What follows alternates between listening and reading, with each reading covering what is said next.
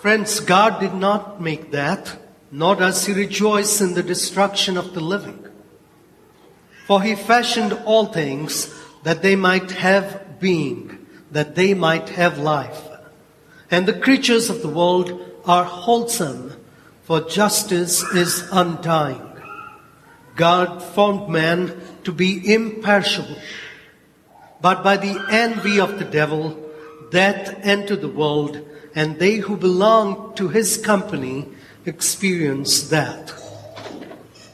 Friends, today Jesus returns to the Jewish side of the Sea of Galilee, and his presence is immediately followed by two great miracles: the raising of a girl from the dead and the cure of a hemorrhaging woman. There are several points of correspondence between the two by contrast and by similarities. Contrasts between a young woman with some status as the daughter of a synagogue official and a marginalized woman, between a public healing and a private domestic event, between the response of faith and disbelief of the onlookers.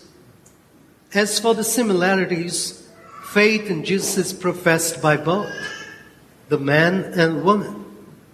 Both women are anonymous, one known only as the daughter of a father, the other one nobody's daughter. In both instances, touch is important. The woman touches Jesus, Jesus touches the dead girl. In both miracles, the man and the woman fall at the feet of Jesus in humility and ask for healing. In both incidents, 12 years are mentioned. Friends, by being touched by this woman who has been treated as an outcast and is to have no contact with other people, including her family members, Jesus, allowing this to happen, takes upon himself her illness, her infirmity, and she is made pure, and she is healed, and she is saved. Isn't that what Jesus did from the cross? Also, by touching the dead girl, Jesus shows us that He is here to bring new law, new order to humanity, and to bring the joy and the promise of everlasting life. To tell us that death is not the end. There is life after. Jairus is a synagogue official responsible for its good order. Jesus has already stirred controversy among some sections of the synagogue assemblies, so much so that they are out to kill him, to plot against him. Yet, with desperate courage and wild hope, his status notwithstanding, Jairus violates all this good order with which he is charged by the synagogue. He appeals not to the synagogue, interestingly, but to Jesus for healing of his own daughter.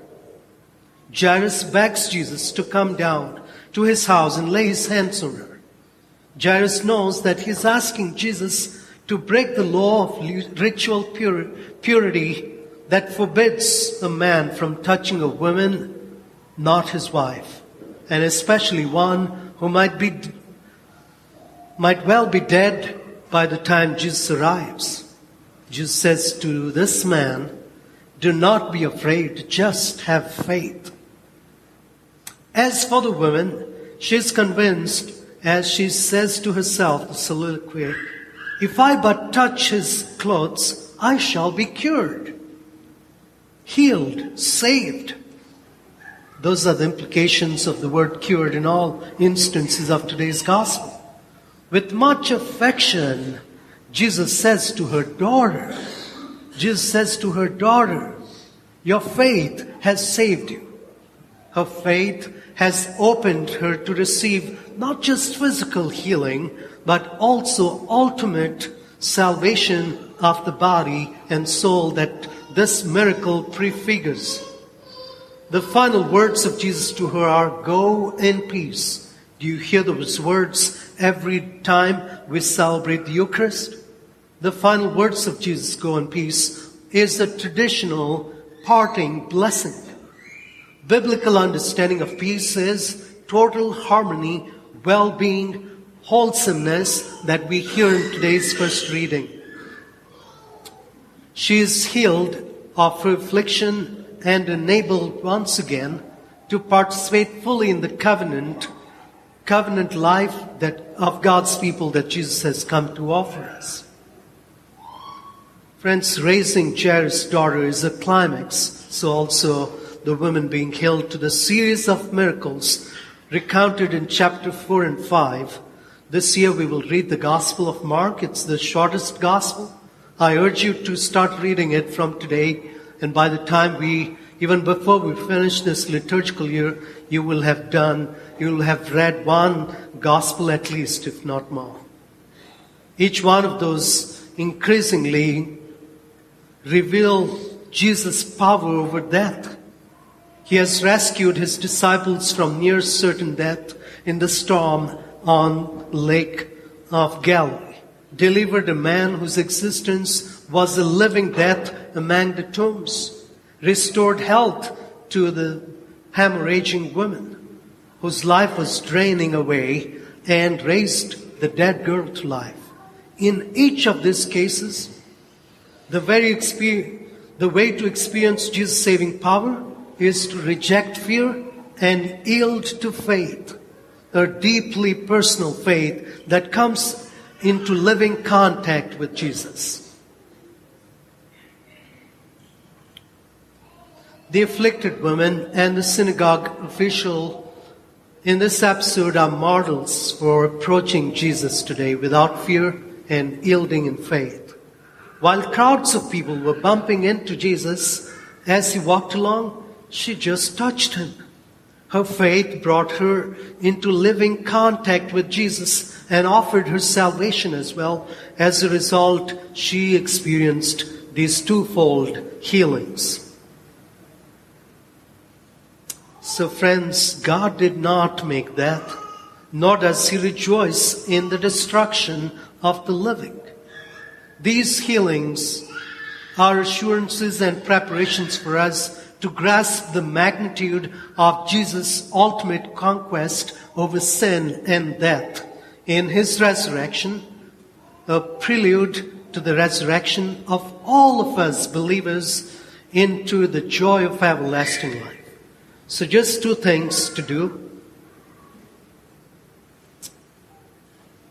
The afflicted woman and the girl healed had this in common. The difference between the crowd and the woman prompts and begs this question. The girl's father and the woman is part of this crowd here. How often do we merely bump up against Jesus? For instance, when you receive him in Holy Communion, do we half consciously jostle against him amid all the other preoccupations of the day? Or do we come to him?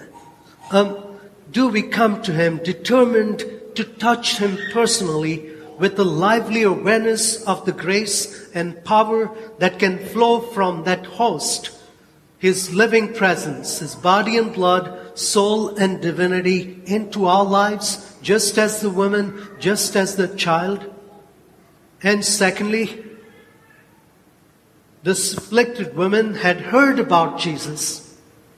I want you to think about speaking to somebody about Jesus, about your experience of Jesus. And just like this woman who tried all the doctors, whose finances are zero now, heard about Jesus, and look what happened. You talk about Jesus to somebody this week and see what a difference it will make to their lives. That's the invitation, to talk about Jesus. And as you approach to receive Jesus in the Eucharist, come with a deeper faith and awareness that his power can transform and will transform your life today as you participate in this Eucharist. In the name of the Father, the Son, the Holy Spirit.